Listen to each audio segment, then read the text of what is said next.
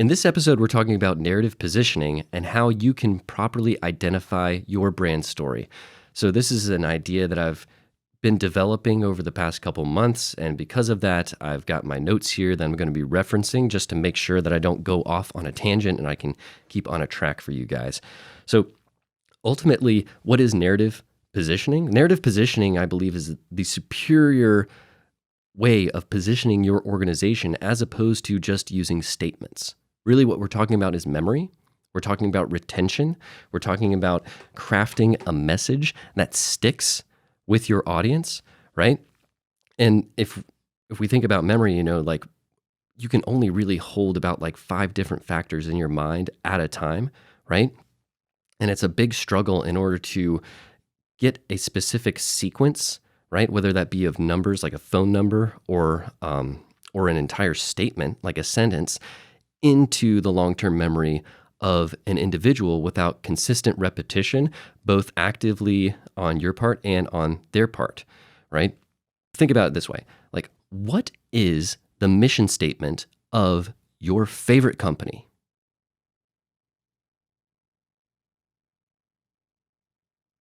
Right? What's the value proposition of your favorite company? What's the value proposition of Apple, of Amazon.com? I'd be hard pressed to even come up with any of these. I can't come up with any of these. I'd be like super surprised if you could actually recite these things just verbatim, right? And so if we're having a hard time reciting these things, why are we putting so much effort into crafting them? Instead, where I believe our focus ought to be is, what do you feel about Nike? What do you feel about Amazon.com? Now we're actually hitting on the truth. Now we're actually talking about brand, right? Because what we're ultimately trying to get at when we're thinking about how are we positioning ourselves to our customers is, how are they remembering us? What is their impression of us to them? And so really what we're trying to think through then is leveraging the messaging vehicle that is a story and using that to transfer this bundle of meaning to our audience so that way they internalize it, as opposed to hoping that they memorize a series of words together, right? Like, it's why are we so fascinated with crafting these statements in the first place? Like what is the driving what's the driver behind that? Why are we in like stressing out so much and even like trying to hold meetings where we gather all of these decision makers together to form a mission statement by committee, right? Like it makes no sense, okay? And it's gotten to such a level of silliness that you can go online, just Google mission statement generator, and there's going to be hundreds of of outlets that will generate your mission statement for you. That's absurd, right? Like, how can they tell you why you do something? Like, seriously, you enter in information about your company and about your culture, and they just generate the mission statement for you. How is that meaningful? How is that authentic? How does that add value to your organization and your employees, let alone to even your customer base, right? Like that makes absolutely no sense, and it's just silly, right? It's silly. We're overthinking it. We've got good intentions. The intentions are good, like, because you should have a purpose, right? But you shouldn't be figuring out your purpose after the fact with assistance from cloud-based apps. What we end up with is just a hodgepodge of corporate terminology and corporate jargon that makes absolutely no sense and that does nothing to solidify our understanding of what our company is actually doing and what we're doing in this organization. And it just confuses us. And then we get so proud when we've made those statements that we plaster them on our websites. And then our customers are super confused, right? Like, what business isn't a solutions provider? Okay? Like, is there a business out there that's just like, we're a problem creator for our clients. Our mission is to create problems at every customer touch point. No, that's dumb, right? Like, saying your solutions, but this is so meaningless. It doesn't make any sense, right? It's like, what do you do and why do you do it? We've got to stop overcomplicating things and just get to just we need to inject a little bit of common sense into what we're doing. And I feel like we just got to start to think about how people interact with brands is just the same way that they interact with other people. Like, a brand is very similar to a person. It has a personality. It has an identity, has a reputation, right? And so as we start to think about our brand story, like I said in the video, what is brand storytelling? If you haven't checked that out, you can check it out right here. Your brand story is told on two different levels. You've got the macro level and you've got the micro level. The macro is literally the direct communication of your organization's meta brand narrative. It's when you're directly communicating your brand story. The micro level is when you're just communicating like anecdotal, thematically similar stories, kind of like how a film production company has their library of films, and that library of films has the same core themes about them, so you get a sense of what this company is about, right? Like, so like think Disney, their library of films, you get a sense that, this company is about like good-hearted family entertainment, okay? So those are your micro stories. So what we got to figure out then is your macro story, and how do we identify your macro story? And so there's two different stories that make up your overall macro story. And so think about a company, you would a person, right? A person, we have our reputation. That's what other people say about us. And then we have our personal narrative, which is what we say about ourselves. And so when we meet people, right, as we're being introduced to someone, first, we hear about them from other people. Hey, you should meet this person because, and they tell us about that person and why, like kind of like their story about who they are. When we then meet that person, eventually we get to a point where we're like, so what's your story? And that person then explains to you in their understanding why they are the way that they are, okay? This is the exact same thing for an organization. Your marketplace story, that's your reputation. And your authentic purpose is your origin story. So your marketplace story, that's what your other people say about you in the marketplace. This is influenced by you because it's influenced by how you behave and how you how the impact that you're making on a daily basis, but it's not controlled by you because it's the story spoken from your customer's language. So the great starting point to identify your marketplace story is to do Donald Miller's story brand framework, right? Because that is a fantastic tool to help you understand how to place yourself in your customer's shoes and start seeing your organization as a secondary character within your customer's hero's journey, okay? Your authentic purpose is kind of like leveraging Simon Sinek's Start With Why. It's thinking through, why do you do the things that you do? Like, what's the reason for your company doing what you're doing? Now, when we're thinking about how do we tell this in a story framework, we have to think about a story as being basically it's a logical argument that leverages emotion to make sure that its points land. Now, this is not the same thing as an emotional argument, okay? An emotional argument is where we're just screaming at each other and getting very upset and we're making absolutely no sense. A logical argument that leverages emotion makes sense, and it's not running wild. It's leveraging emotion to make sure that the points are landing and that the person listening or experiencing the story is actually having a great experience, and you're activating their mind and they're actually enjoying the process of learning.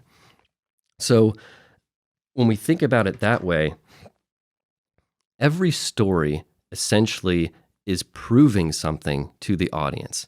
Like, think back to when you would be read fairy tales, right? If you were ever read fairy tales, right? Like these childhood stories, we're always trying to determine what is the moral of this story. Because we know that the story is designed to try to teach us a lesson as a child. They still behave in the same way. Stories are designed to teach an audience a lesson. And the lesson they're trying to communicate is the controlling idea. Think about the controlling idea as a hypothesis of a thesis statement, okay? It's the central theme, and it is ultimately, your controlling idea is ultimately the attitudes and beliefs and position that the storyteller has about the certain topic. And then the story itself serves to reinforce the controlling idea and ultimately prove that controlling idea to the audience. So as we begin to think about how do we tell our brand story, it's as simple as identifying the controlling idea of the marketplace story and your authentic purpose, and then designing a logical argument around each of those. So that way, when you're communicating these to your audience, they're internalized and they resonate and they're felt. The information is there to reinforce the point you're making, not necessarily to be remembered, because we're trying to communicate this feeling. Yes, you want them to remember these things. You want them to remember your actual message, but it's going to take a lot of work and a lot of money to actually guarantee that memory will happen. It's much less effort to make sure that the feeling lands the way that we want it to land. So then, let's start with the marketplace story. What's the controlling idea of the marketplace story? So the controlling idea of your marketplace story is your value proposition. And that's it. Because if you think about it as this is a story told from the outside in, it's told from your customer's point of view. So they're concerned about their life. So what matters to them is the problem that they're facing, how you came along and helped them solve that problem, and then how they felt from that engagement. So if you haven't taken the time to identify your value proposition, and having started my own company and then run a company before in the past, like, I understand how difficult it is to properly identify your value proposition, okay? But I've come up with a little bit of a framework to help you start to think through it. Essentially, your value proposition is C plus S equals Y, all right? So C plus S equals Y. That's your value proposition. And what that stands for is your customer's need, your customer's want, your customer's problem, plus the solution or service you're providing to that customer equals the delight that they are receiving from that engagement. Okay? That's your value proposition. We help this customer facing this problem in this way in order to have them achieve this. That's it. Now, the goal isn't to craft that statement and hammer that statement into the mind of your audience, of your target market. The goal is to think about that statement as a statement of belief, because it's like, we believe we help these people facing this problem in this way in order to achieve this state, right? And then your entire story is supporting and proving that belief statement. And we do that through this and this and this, and then we restate the statement at the end. Voila, right? So that's it. Now, when we're thinking about our authentic purpose story, okay? And the reason why I'm calling it the authentic purpose is because it is your actual origin story. It's the actual reason. It's not something made from these online tools, or it's not something made from committee. It's the actual reason of why you're doing what you're doing. None of these are just, and you don't have to do any extra legwork here. This system is not, awesome, we figured out our marketplace story. Now it's blank canvas. What is our purpose, right? No, these things are building off of each other because they're entangled with one another. So in order to determine your mission statement, really you start with your value proposition. Why are you doing what you're doing in the marketplace? What's your reason for doing that? And that becomes your original reason, right? Your original purpose. That's your purpose then. And then you ask why again. So because when you ask why again, what you're going to get is, well, we do it in order to achieve this future outcome, in order to bring these people or bring society into this future state, okay? So if you're familiar with the diagnostic tool of the 5 whys that's used in lean system of thought, right? Then this will be familiar to you. But instead of using all 5, we're just sticking to 2 because you really just need 2 to get the necessary information for this statement. Unless it becomes difficult, then resort to all 5. But you just ask why once and ask it again. You look at the value proposition, which is what your company is doing. It's the solution your company provides, which is ultimately like, okay, this is your company, all right? Why is your company doing that? Like, why is your company serving those people in that specific way? Why did it start there, right? That becomes your original reason, and then you ask why again, because that's more of a practical reason that explains why the company exists. But when you dig into the practicality again, you get into more of a vision, more of a philosophical vision, a future vision of where the impact you're actually trying to make on either this group of people or society at large, okay? In the same way, when we're now thinking about narrative positioning for your mission statement, right? It's not just we're crafting this statement to have this statement. We're crafting this statement as a statement of belief. I believe we do this because of our original reason in order to bring about our future state. And then the story that supports that is now proving that hypothesis, right? To demonstrate that this mission is actual and that it is actively being worked out. Because it is actively being worked out, because the company exists. It's not some flat thing that's created from outside influence or by committee. It's authentic now because it's anchored in the actual reason for the company. Because every company has a reason. There's a reason why we started these companies, right? And so we just talk about that. And then what is our ultimate goal? Like, why do we keep doing this? You know? And then making sure that that is clearly defined and clarified. The reason for that is just to be authentic. Because if we're creating inauthentic statements, right, we're basically crafting a lie. And you're creating dissonance, a dissonance between who your organization actually is and then what that organization says about themselves. You know what we call that? We call that a liar. We call that being double-minded. And so we have to think about that seriously because other people are going to look at our organization in that way. It's like, oh, they're not authentic. Like they say they're one way, but they behave a different way in practice, and you can't trust them. So that's the risk we're making.